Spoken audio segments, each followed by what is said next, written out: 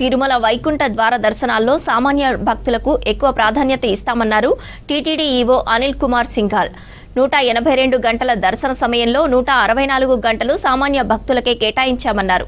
తిరుమల అన్నమయ్య భవన్లో dial your EO కార్యక్రమంలో పాల్గొన్నారు ఈవో సింఘాల్. వైకుంఠ ద్వార దర్శనాలకు చేస్తున్న ఏర్పాట్లను వివరించారు ఈవో. డిసెంబర్ 30 నుంచి జనవరి 8 వరకు వైకుంఠ ద్వార దర్శనాలు ఉంటాయని చెప్పారు. మొత్తం 10 రోజుల్లో 7,70,000 మంది భక్తులకు దర్శనం ఏర్పాట్లు చేస్తున్నామని వివరించారు. ఈ 10 రోజులలో ప్రత్యేక దర్శనాలు రద్దు చేశామన్నారు.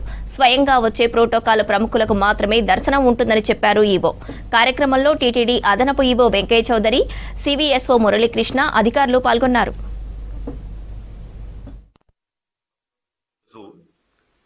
ఈ సంవత్సరం కూడా టీటీడీ బోర్డు ఈ వైకుంఠ ఏకాదశి ఉత్సవాల్ని డిసెంబర్ 30 నుంచి జనవరి 8 వరకు 10 రోజులు నిర్వహించాలని నిర్ణయం తీసుకోవడం జరిగింది.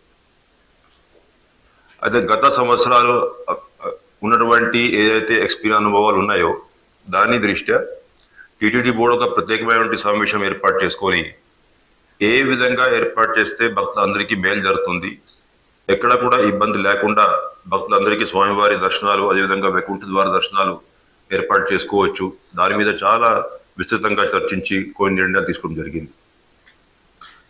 అయితే గత సంవత్సరం జరిగినటువంటి కొన్ని ఇబ్బందులు అవన్నీ దృష్టిలో ఉంచుకొని ఈ సంవత్సరం టీటీడీ బోర్డు మొట్టమొదటి 3 రోజులు ఏదైతే ఉన్నాయో డిసెంబర్ 30, డిసెంబర్ 31, అదేవిధంగా 1 జనవరి తేదీ, ఈ 3 రోజులు కూడా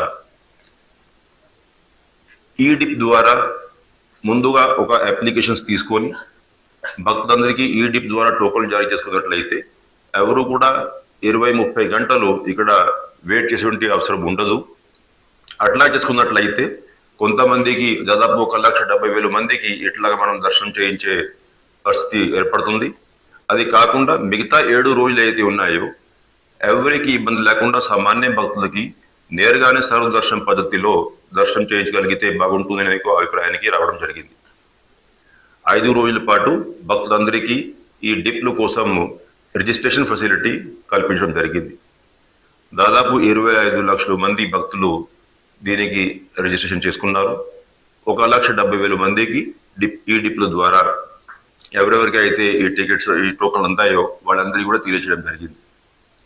తెలియజేశాక మిగతా భక్తులు ఎవరైతే ఉన్నారో జనవరి 2 తేదీ నుంచి జనవరి 8 తేదీ వరకు, ఇంకా మళ్ళీ కొంతమందికి ఏమో ఆన్లైన్లో ఎస్ఈడి టోకన్స్ అలవాటు ఉంది కాబట్టి రోజువారీగా 15,000 ఎస్ఈడి టోకన్స్ ఇవ్వాలని నిర్ణయం తీసుకున్నాం.